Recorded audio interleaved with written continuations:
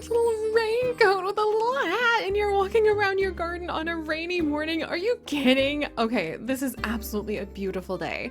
I can tell we're gonna be having a really good time. Oh, let's do this, guys. And it's Julian's birthday? Okay, that tears it. I'm going to have to find time to be able to stream later tonight. So definitely check out our Twitch later tonight, guys, if you're watching this when this goes live on March 15th, early in the morning. Oh my goodness, we're gonna have a party for Julian! That's so exciting! We absolutely cannot miss his very first birthday we've gotten to celebrate for him. All right, and here we go. You guys, on this beautiful rainy day here on Wildberry Island, we have got so much to do. I can't believe that it's Julian's birthday. I'm definitely going to have to go ahead and try to do a live stream tonight. Fingers crossed. This just is scratch everything else that I had planned. I may have been ready to record a million episodes of Wolf Quest today, but Julian's birthday, Prince Julian's birthday, definitely takes precedence. I absolutely am going to need to do that. So go over and follow us on our Twitch if you would like to follow along on Julian's birthday later tonight. I'm going to hopefully clean up a lot of the island while we do our Q&A special today in order to do that. And otherwise, welcome back to Wildberry, everyone, and welcome back to another Q&A special. These Q&A specials are a time there where we're able to go through and answer a whole bunch of questions that our patrons over on our Patreon Discord and some of you guys have had in the comments of our previous videos, just to kind of chat and, you know, get to know each other better. I actually learn a ton about you guys from the questions that you ask, and you get to learn a little bit about me and the adventures that we share together. And it's really fun because I personally am completely obsessed with Q&A videos. Whenever people that I follow do Q&As, I'm like all over those. I really just think being able to share insights and being able to learn more about other people is such a fun part of life. You learn stories that you may have never heard of before. You hear about things that people love and enjoy that you may have never discovered without them telling you. And I also just really adore the way that, you know, when people are happy and they share the things that make you happy, you see the world as a better place, full of even more adventures, full of other things that you might be able to enjoy that you've never learned about. And also you gain a lot of empathy. So anyway, that's why I love Q&A videos and I'm kind of obsessed with them. And that's why I am so grateful to all of you guys who have left some curious questions, both our wonderful patrons in our Patreon Discord who make all of these adventures possible for us, and also those of you who have left questions in our previous YouTube videos of these Q&As. And we're gonna be answering some questions today. You guys know the drill by now. I'm gonna be plucking flowers and cleaning up the island. And if you want to follow along on all of our Q&A adventures, we have a special playlist for that, because sometimes I'll be answering questions like in Minecraft and sometimes in like Plant Tycoon, but the general idea is still there. And if you want to follow along on our Wildberry adventures, then like I said, we stream Wildberry a lot. Hopefully soon again, at least, now that my internet works again. So you can follow us on Twitch, or you can just check out the playlist of Q&A questions to see what kind of curious questions you guys have asked me in the past. But alright, all of that said, it's time to go ahead and tidy up this island. I think I've still got room to go ahead and pluck up. Yeah, I do. I'm going to go ahead and place this little adorable bagworm. And then I still have room to go get more flowers! And I think we're going after those black tulips today, and any of the yellow hyacinths. But alright, so let me go ahead and pull up our Discord and open up the Q&A area. And once again, thank you so much to our patrons, because holy cow, it is very hard to be a YouTuber. And I really would not have time to sit down and make adventures that we just love, because they're kind of like our heart adventures, without that support on our Patreon. Otherwise, I would have to just chase after like what's most popular. And you may notice that right now we have a lack of Among Us episodes on the channel. And that's because I really suck at Among Us. I cannot lie in Among Us to save my life, literally. Especially when I'm the imposter. And then like our friends, I tried playing Among Us when it first came out because like my friends really wanted to. And Chips really wanted to. Chips is so good at Among Us. He actually got his name Chips because he used to play poker a lot, and you have chips in poker. So that's where the name Chips comes from, is that he's so good at having a poker face. And then there's me. when I try to play Among Us, I have a really hard time being suspicious of people, so I follow them down dark corridors and it doesn't end well for me. Or when I'm the imposter, like, I'm not allowed to talk at all when we play Among Us because I give it away every time. People will be like, Siri, are you the imposter? And then I'll be like, no, I'm sorry. And then they vote me off and I end up in space. So that's why we don't have any Among Us on the channel for one thing. But the other thing is because of our fantastic support from our patrons, which means that we're able to work on those heart series, which is something that seems to be increasingly rare in the YouTube sphere. So truly, from the bottom of my heart, thank you, thank you, thank you guys for helping us to be here. It's been really spooky in a lot of ways the last year to actually see how quickly a community can kind of disappear.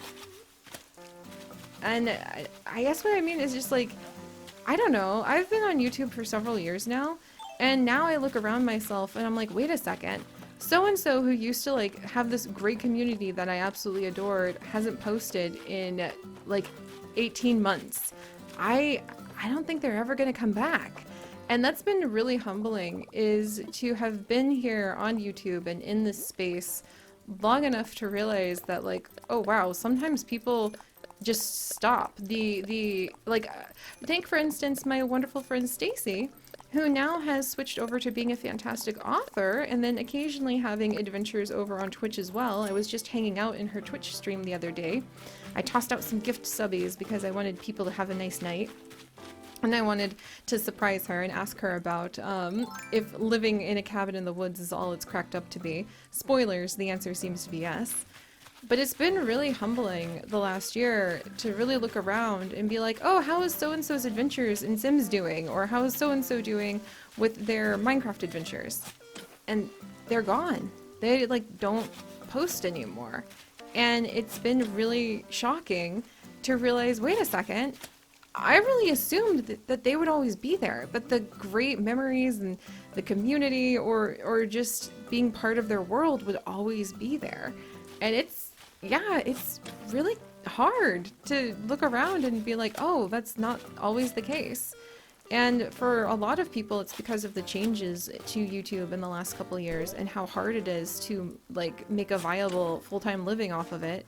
So from the bottom of my heart, that's why I'm so thankful to like our YouTube sponsors who also see like behind the scenes stuff over here too. And to our patrons. It seems weird and hard to talk about sometimes because it's like, is that like it's related to money, and that's weird, and I don't want people to have to stress or worry about that. But seriously, like, wow, I'm really glad we're still here. It's 7 years now and we're still here and we're not looking to slow down. And I guess I'm just saying, like, I'm more humbled than ever because I've seen in the last year that's not always a guarantee that you can be there. You really do need to have the resources and sometimes the help to be able to stick around.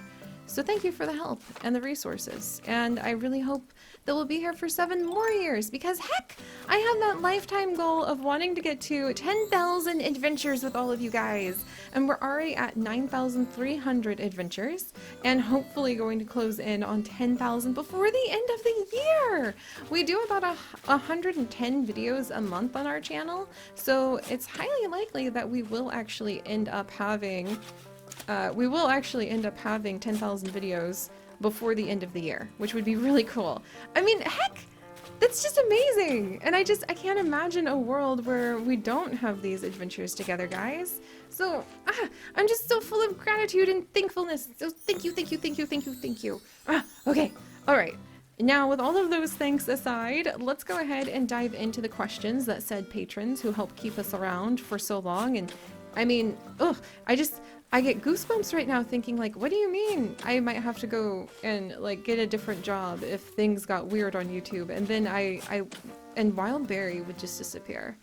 That's not supposed to happen. That's kind of how I feel with like Stacy's adventures in her Dogcraft world. Like, we were supposed to just always be there, and then suddenly you're not because the creator's life changes and their priorities change.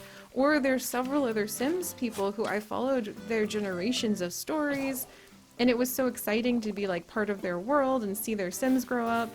And, you know, I was supposed to be there with them when Generation 10 hit. I was supposed to see what happened at, like, the next birthday party. And now that family's gone. It's just, that's really hard to picture. That's hard to picture, and I don't want to picture it happening to our adventures. And I promise you guys, I am doing absolutely everything that I can think of to try to make sure that we will absolutely be here. Trust me! Chips and I, we plan for that all the time! We just gotta get through him getting his PhD done, and then maybe, maybe things will look a little bit safer. But anyway, that ramble aside, and that thought that makes me think I'm gonna go see if a couple of my favorite creators that I really love have patrons, or Patreons themselves. Let's go ahead and sell these flowers. I'm just gonna sell the flowers in here so the little Nookling boys can be super surprised when they open it up and they're like, heck, this thing's just full of pretty flowers. Probably more pretty flowers than we will ever try mass selling again.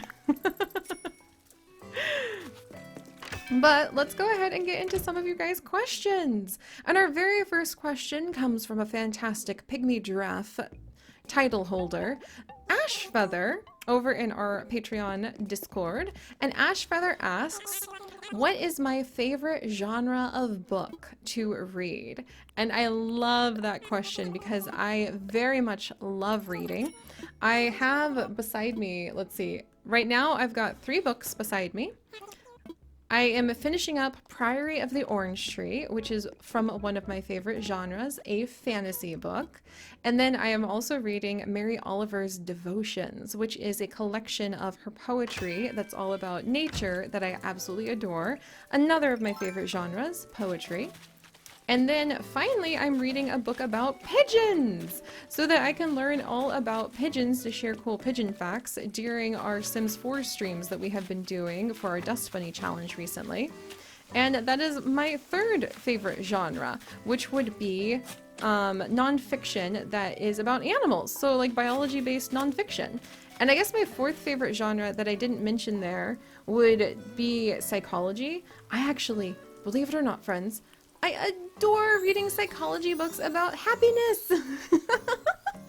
It truly is one of my favorite things to get books that tell you all about happiness and how to find meaning and purpose in life and creativity and flow.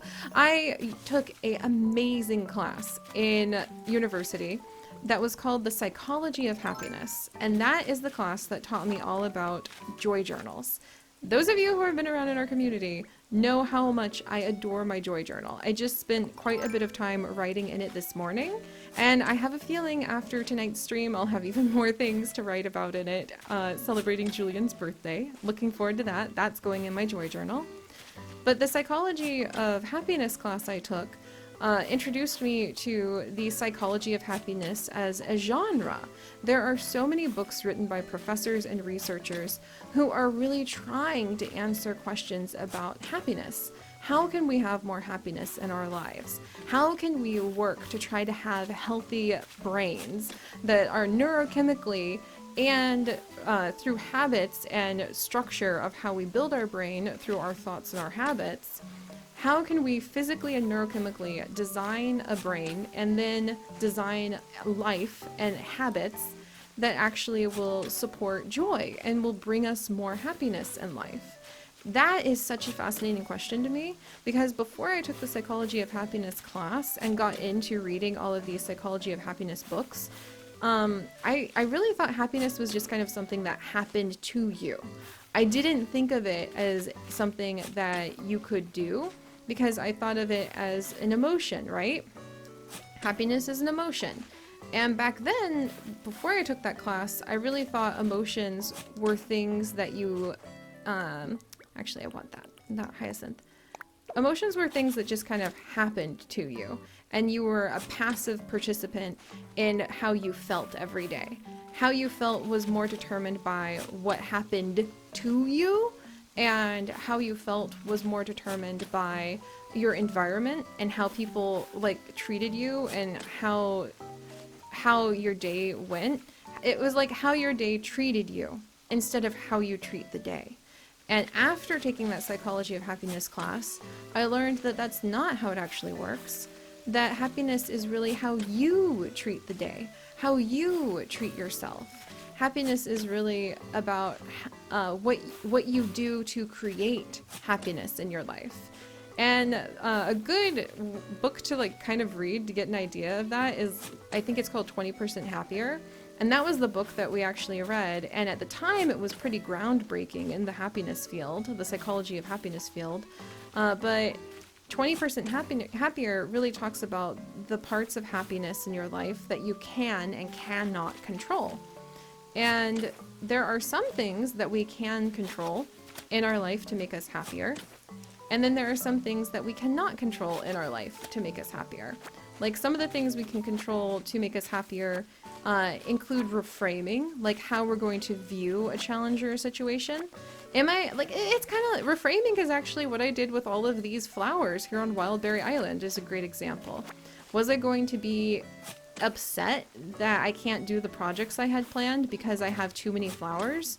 Or was I going to try to look at the challenge of getting rid of all of these flowers, not as a chore that I would have to devote hours of my life to, but as an opportunity that could become something special? And instead, I looked at it as an opportunity of like, okay, I have this challenge. I have way too many flowers. I need to get rid of a ton of them so that I can start making Wildberry Island the place I always dreamed it could be. What am I going to do about it? And that's how the Q&A special idea was born, was trying to take the challenge of a situation that I wasn't entirely happy with and turn it into something that could be really fun and that could be really happy. That's called reframing, and it's very powerful, and it's a trick I learned from that class that I'm always going to be so freaking grateful for. So yeah, psychology of happiness books, one of my all-time favorite genres. I also really love the psychology of creativity books as well, by Csikszentmihalyi, Mihaly Csikszentmihalyi, I think is his name. I adore reading about the psychology of flow, which is when you're in a creative state that just makes you super happy. Well, like super happy, and then, like, you know, have you ever created something, like you're painting or you're drawing, or maybe you're just like working on making your island pretty in Animal Crossing, and time just seems to disappear out from under you? That's called the state of flow. Like if you're writing a book, or if you're even doing math problems, something that's challenging you on a creative level, and math is indeed creative when you are working on like a certain level of it, because it's a puzzle, right? And that requires creativity to solve. And Csikszentmihalyi is one of the premier psychologists who studies the state of flow. And I hit flow states all the time when I am recording videos and telling stories because of the challenge of trying to bring a story alive. And I love it, I love it, I love it. So I read a ton of books about the psychology of creativity as well. So, wow, that was a really long-winded answer, but I'm really into those things. If I am not creating videos or hanging out with Chips or doing any of my other little hobbies, I promise you, I'm reading a book about happiness, I'm reading a book about creativity, and I'm trying to figure out how to bring those things more actively into my life. I have not been able to build up a life of joy that I have now by being a passive participant in it. I mean, we have 9,300 videos on our channels, friends! I have not been able to build up a life as a YouTuber. I have not been able to give us the great opportunities for all of these adventures. I have not been able to fill up pages and pages and journals of joy by being a passive participant in bringing joy and creativity into my life. All of the things that I have wanted, be it a loving life with my beloved husband, or better health for myself, or more happiness for myself, all were involved with being very active in participating in my own life and bringing those things into my life. And so that's why I love those books, because reading, just like Chips and I are voracious readers. When we got married, we actually changed our last name to basically mean someone who reads a lot of books. Believe it or not, we mixed our names together. Instead of, I didn't take his last name, he didn't take my last name, and then we didn't even hyphenate our names. We created an entirely new name that we picked as our last name together, and it basically means people who read a lot. So we mixed our names together literally to mean people who read a lot.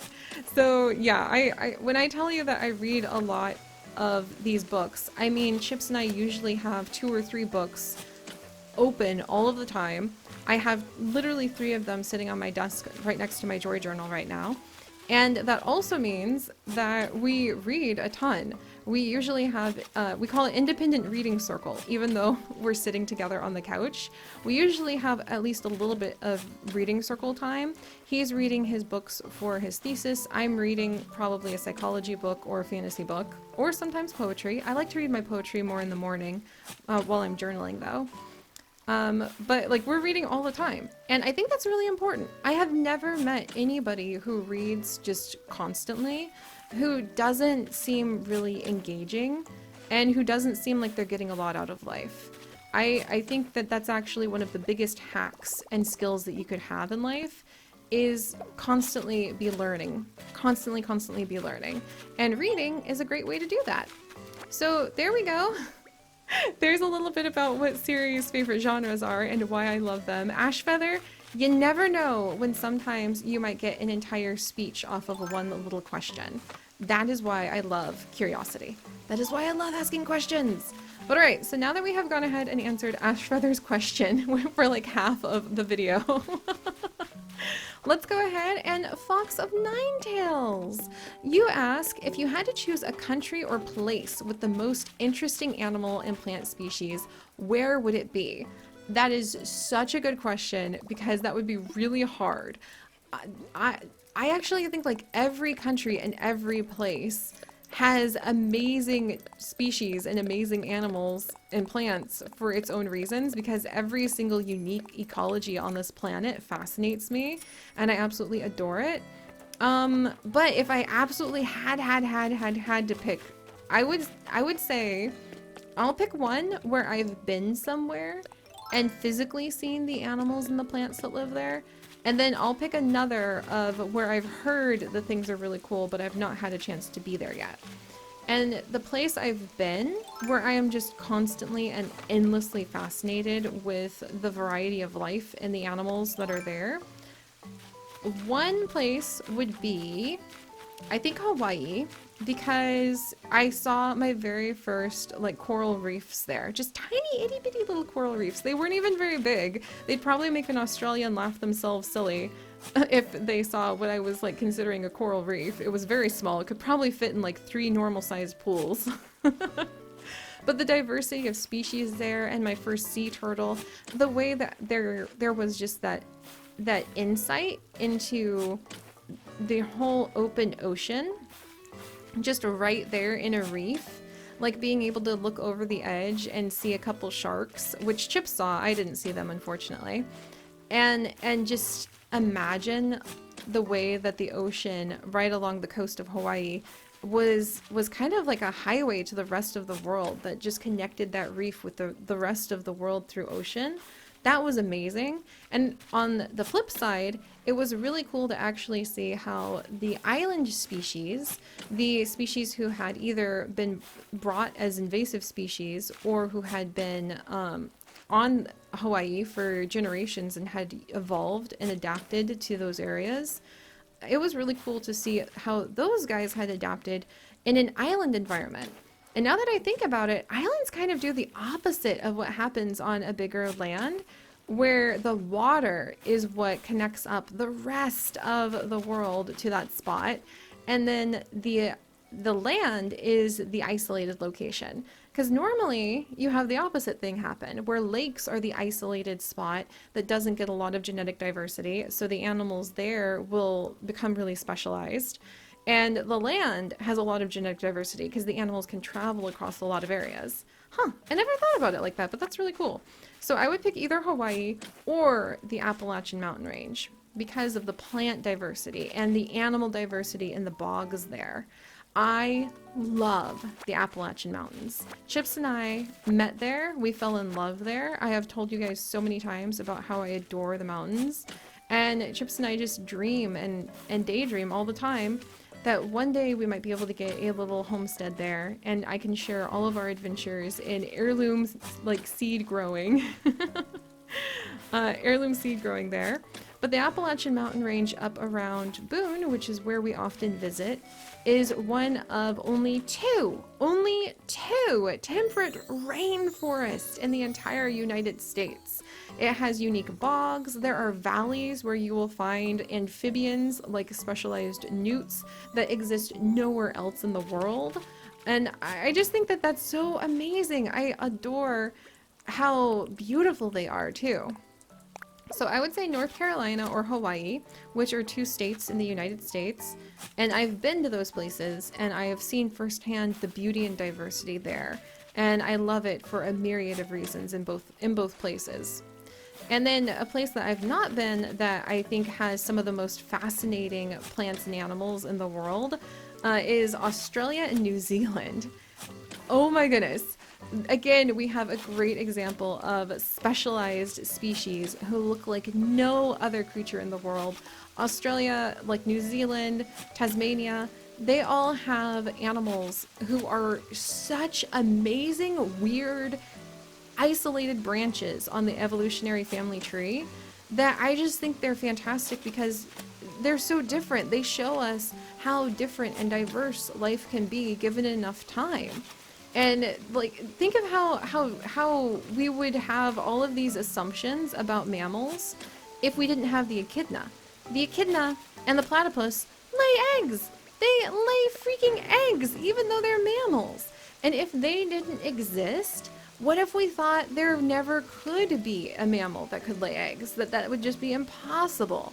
Like, we would miss out on an entire possibility for what life could actually do if we didn't have Australia, New Zealand, Tasmania, all of those islands where marsupials really kind of took things to the next level. And then like the egg-laying monotremes, I think they're called. I think that's the name of the fancy family of mammals who lay eggs is monotreme. But definitely double check that because I haven't seen an echidna for a hot minute, so I don't exactly think about their Latin name and Latin family every day. So Australia, those places. I haven't been yet, but Chips and I have a honeymoon that we haven't gone on because, you know, COVID. And that we might eye that up, trying to figure out where we would go for a fun honeymoon. So those would be the places I would say if I had to pick. And you're really twisting my arm to force me to have to pick a place. Have the coolest plants and animals. All right, let's go ahead and sell some of these plants and animals. Wildberry Island also has some of the coolest plants and animals with, you know, all of our wonderful villagers. Just saying. Just saying. And then let me pull up the next question that we have got, and I'll try to go a little faster. Today I'm just a bit chatty, I suppose. And then, oh, Matthew, you ask, can you give a quick overview of all the places you've lived? I just can't keep up. And oh my gosh, I can. Okay, so I was born in California. We lived there for only a couple months before my parents decided LA was not a place to raise a baby. I grew up in Texas, and then I grew up in Missouri. When I moved from Texas, when I was 10, I had an extremely strong southern drawl. And Chips has noticed that when I get really, really tired, and this has kind of faded in the last few years, but it used to be when I got really, really tired, my drawl would show up again. And suddenly I would have a Texan accent on like everything I was saying when I was completely exhausted and tired. That no longer happens, so for some reason that just has faded away. But I do slip in a y'all now and then. And I actually had somebody the other day leave a comment where they're like, Seri, stop saying y'all, it doesn't fit you. You're just trying to force it. And I laughed so hard because I was like, y'all, I literally spent like 10 years of my childhood in Texas. I used to have a super strong Texan accent. I've still got a ton of family who like lives in Texas and Oklahoma. Like, at what point does one earn the right to say y'all asking for a friend? But that made me giggle. I thought that was really cute, actually. And then, let's see, after Texas, I grew up in Missouri. And then I left Missouri to follow a job as a live-in nanny in North Carolina, and that is when I was introduced to the wonders of North Carolina, and then also introduced to the wonders of love because I met Chips. And so, yeah, I met Chips when we moved to North Carolina.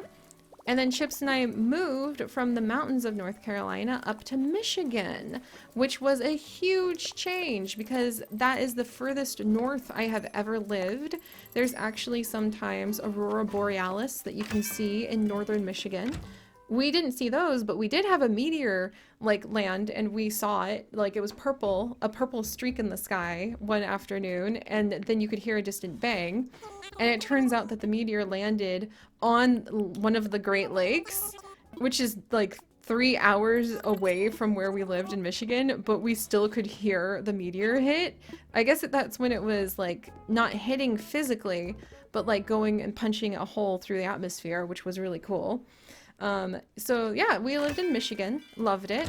And then we lived for 3 months, and I say lived because 3 months is probably where I'm gonna say we temporarily lived in a place versus we were just visiting. A month I could still see as like, yeah, we're still visiting. 2 months is like, this is a huge extended vacation. 3 months is like a fourth of your year. So I'm gonna say that you could argue that you're like living there for a time. But we lived for 3 months in Taiwan for some, yeah, like leaving the US for the first time in my life. We lived for 3 months in Taiwan, in Taipei, where we were actually there for Chips's research because he was doing some studies for his PhD in ancient Chinese history there, which he's still working on now. And then we moved back to Michigan because we still had our apartment in Michigan and still were going to return to it when we were in Taiwan. We were just there for 3 months for studies during the summer. And then from Michigan, we moved back to North Carolina. Yes! Oh, Chips has reached a point in his studies where he can live anywhere in the world as long as he's still doing his thesis and writing it.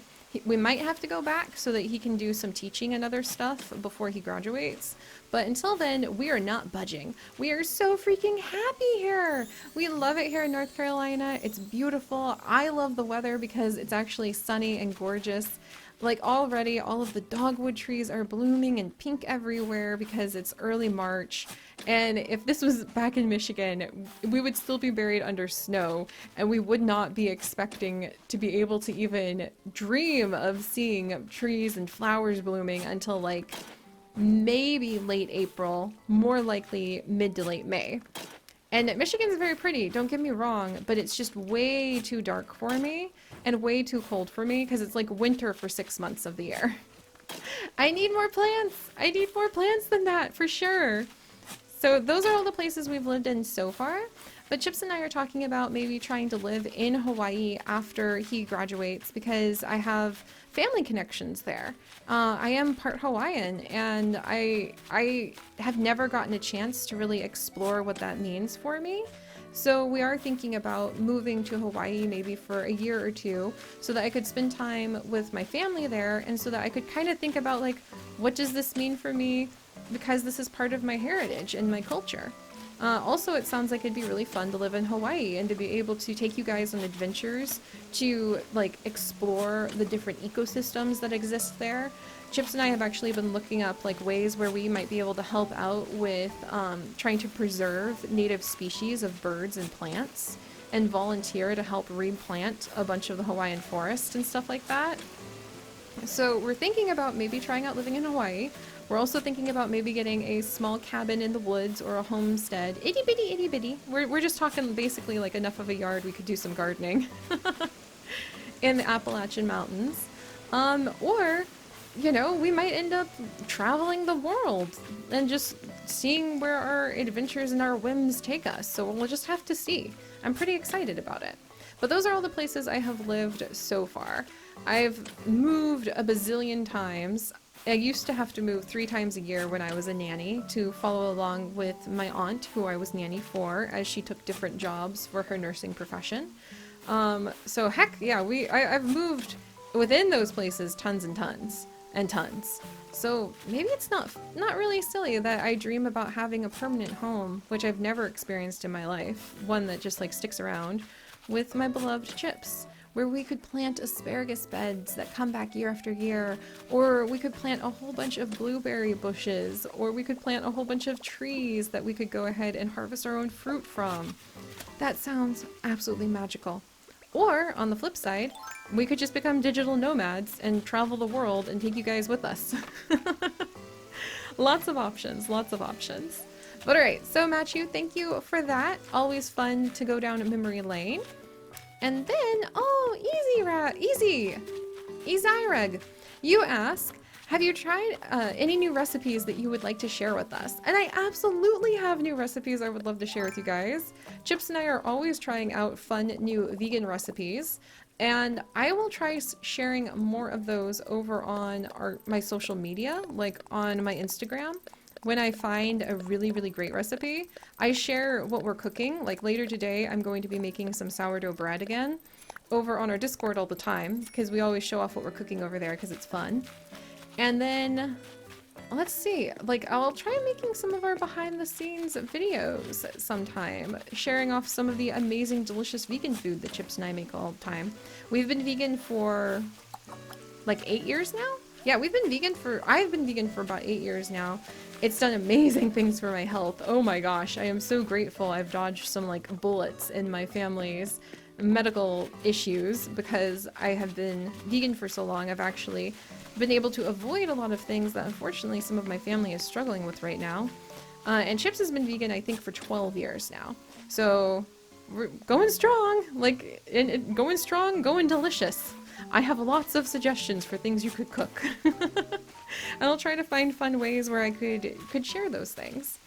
All right, and then let's see. Also, Horizon Zero Dawn was great. I'd love to hear what you have to say about it. I would love to play more Horizon Zero Dawn. I actually just got really, really busy over the holiday season and wasn't able to sit down and record it again. And you really want to be able to record a lot of those at once because you want to keep your sharpshooting skills sharp. But I love it because it hits all of those genres I adore. Unique ecology, being able to like explore kind of a sci-fi setup world, a strong female character who's just really exciting to be able to play as. And it has a great story so far, so I can't wait to explore more of Horizon Zero Dawn, and I'm really excited about its expansion that's coming. Well, it's not an expansion, it's the sequel to the Far West? I can't remember what the sequel is called, but I've been debating on if I need to beg Chips if we could save up for a PS5 just to play the sequel.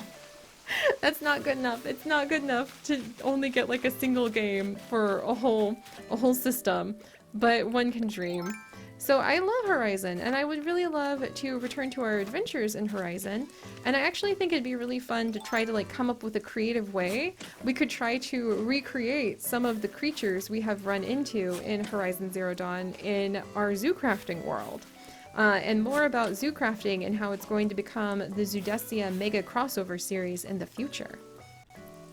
Alright, so let's go ahead and try answering a few more questions. I'm gonna do these ones a little faster because holy moly, the day is going by and I need to work on some wolf quests before we can settle in, hopefully to prepare for a stream tonight. Fingers crossed that we'll be able to have Prince Julian's birthday. I'm really excited about that. And you know what, now that I've been clearing away these yellow mums, I kind of love them and I want to keep them, so okay, I probably don't need this many yellow mums though. I will just leave the others be. But alright, so let's go through, and I'm actually going to answer some of the questions from you guys over on our previous videos, pulling up a random comment generator to be able to choose them. So alright, we have a question from Siren Miles, who says, can you please post more Animal Crossing? I love when you post it. And yes, I really, really hope we will be able to enjoy more Animal Crossing, my wonderful friends, because look at this island! It's almost been 1 whole year since we have been able to be here on Wildberry, and I have some of the most special memories I have made in the last year from here, and I'm so grateful for that. So yes, I do hope to be able to have more time to relax and unwind with our beautiful Wildberry Island and see what kind of surprises that it offers to us each and every day. And then on the kind of like Animal Crossing genre, ENA asked, what was your first Animal Crossing game? And my very first Animal Crossing game was actually for the GameCube. So it was one of the Animal Crossings that was available on the GameCube. And I used to play with my siblings, and we would have so much fun going ahead and trying to just like take care of the island together. And we would end up making friends with like specific villagers and kind of like claiming them. And just like little kids, we'd be like, hey, you can't talk to that villager, that one's my friend. So I don't remember which Animal Crossing it was though, because my memories from being a kid are a little hazy. But that was my first Animal Crossing, and I just fell in love with it. But I remember one of my favorite things to do used to be collecting the little like gyroids. I loved doing that. Like that was what I was obsessed with the most, was trying to find all of those little gyroids and putting them in my little house. And I guess that's pretty clearly still my favorite thing to do, is to like to get collectibles, to try to change the island to look really pretty. My sister loved talking to all of the animals a lot more than I did at the time. But now I'm really in love with the story that all of our different villagers tell us. So I like spending a lot of time playing just for the sake of being able to visit with the other animals. And then Mandissa Gray asked, how many languages do I know? And I actually only speak English fluently. I know a little bit of Japanese. I know a few words that my family used to use while I was growing up in Hawaiian. Let's see. Can I get this? Yay! Okay, we'll open that later because it's Prince Julian's birthday. So I know a few words in Hawaiian as well that my family just would use as like family words growing up. I would love to learn Hawaiian more specifically. I would love to get back into learning Japanese, but we already have a polyglot in the house, which means someone who speaks many languages. And that is my beloved husband, Chips. So my beloved husband, Chips, I think speaks more or less completely fluently, like 5 languages now. And let's see, let me count. 1, 2, 3, 4. So at least 4 that I know for sure that he's like mega fluent in. And then he has to learn a few more for his PhD actually, which is just kind of like amazing. You already speak 4 languages, but you need to learn more. But that's because he studies a lot of ancient text, like very old text. Kind of like, imagine if you were reading something from medieval era, it would look different than modern era. So you might need to learn different language families, or you might need to kind of learn, you might, like it would really help if you knew Latin if you were trying to study medieval Europe, because all of the religious figures back then mostly wrote in Latin. So if you want to be able to read the letters that these people were writing, then you're probably going to be well served by learning a little bit of Latin. And it's kind of like that with my beloved Chips, except with ancient China. So he knows a ton more languages than me. And actually, I do want to try to learn some languages, including ones that are completely different from anything I've ever tried to learn, because it's good and very healthy for you cognitively. It takes good care of your brain to be able to do that. Plus, I think it'd be a lot of fun, and it would really help if Chips and I ever want to be able to like explore the world. And actually, that question ties into a question that was asked over on our Patreon Discord of Matthew. Matthew, you asked another question. I think you mentioned that Chips is really good at Chinese, if I'm not mistaken. What dialect does he speak, or does he speak multiple? And my beloved Chips, my best friend, my husband, my love of my life. It's almost our 1-year wedding anniversary. That's very exciting. But my beloved Chips speaks with a northern dialect, he says. And he says, basically, he speaks like a pirate. And I don't know what those things mean, but he speaks a northern dialect, and it means that he sounds like a pirate. I have no idea how to interpret that other than just reporting what he said to answer your question, Matthew, because I thought that was such a cool question. I asked him for details about that. But all right, so let's see if we can answer a couple more questions really quickly before we are done for the day, and I need to go ahead and catch up on everything. All right, let's cover up this little hole. And then I think it's about time to go ahead and collect our little danger spiders and animals from over here. Ah, feels good to clean up and get ready for a fresh start, doesn't it, guys? And then let me see. Dun dun dun dun. And then Grace, you ask, who are your favorite Animal Crossing villagers on your island or who have been on your island?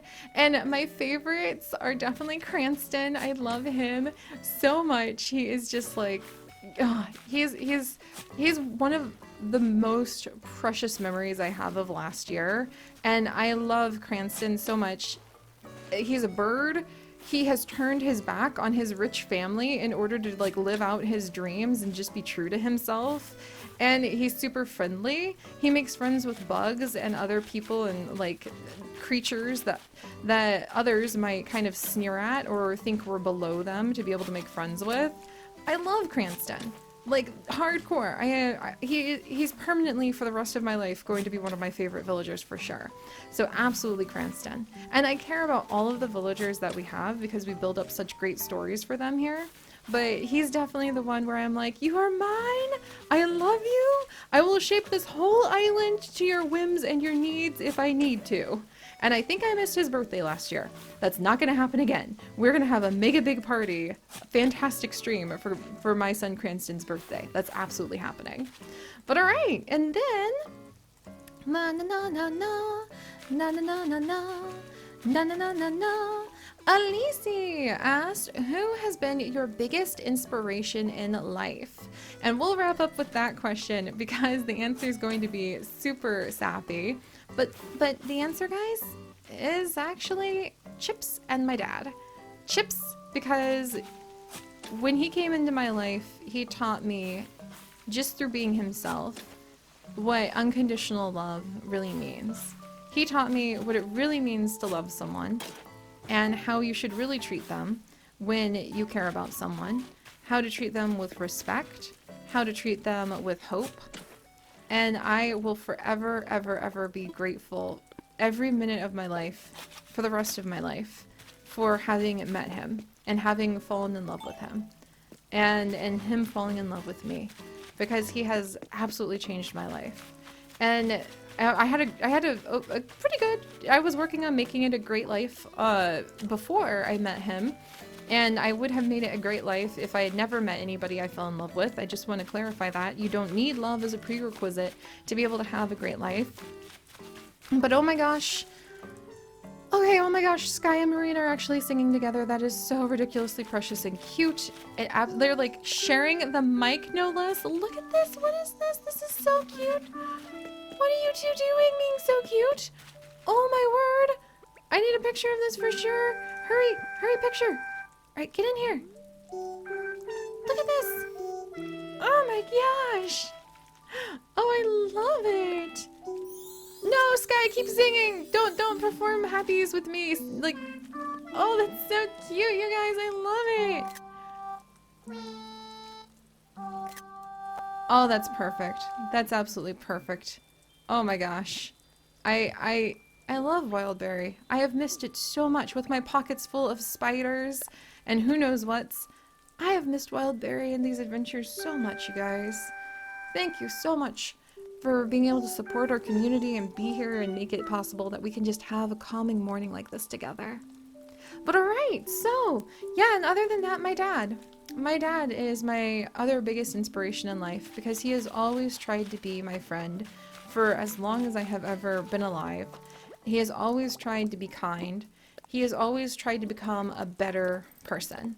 My dad he didn't grow up with a dad. His dad left when he was 3 and like was married to my grandma, decided that I'll be really, really super brutal.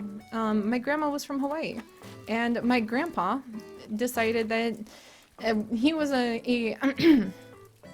he was in the Navy and he went to Hawaii as like some sort of high up of a ship, met his Hawaiian wife, and he married her, and they were together for a few years. They had 3 sons together, and then my grandpa decided that this is gonna be kind of hard, so like you can just stop here if you don't want to hear anything too hard.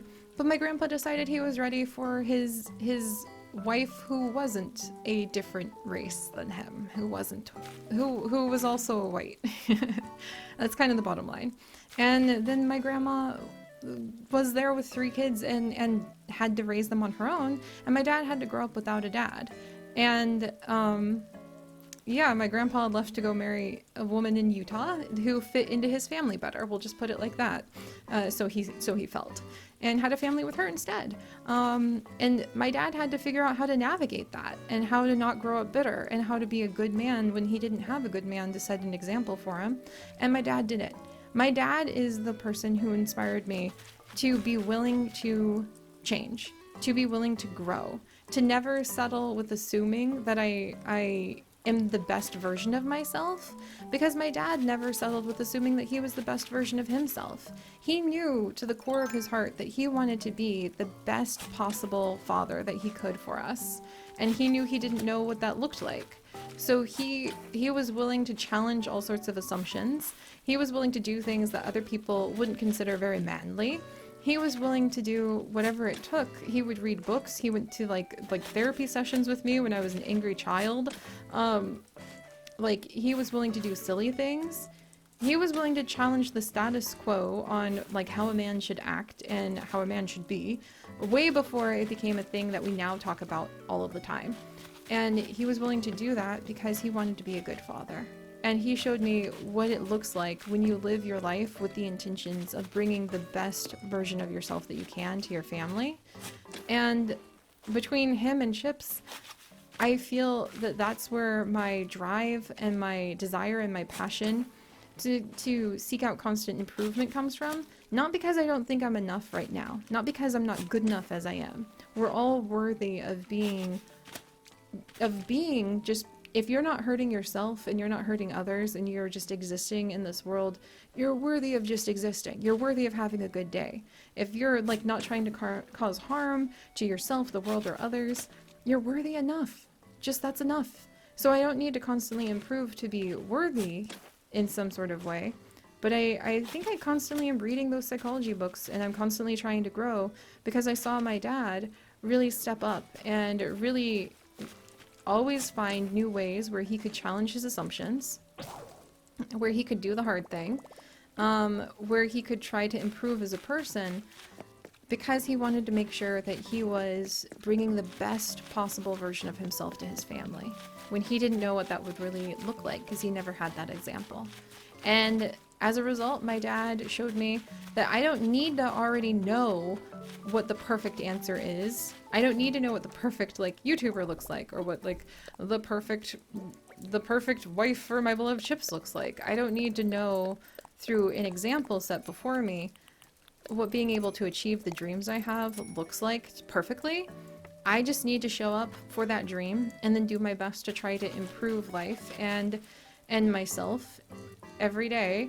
And also, not because I'm not good enough, and not because my like who I am isn't good enough, but because I want to bring the best version of myself to myself and to my family and those I care about.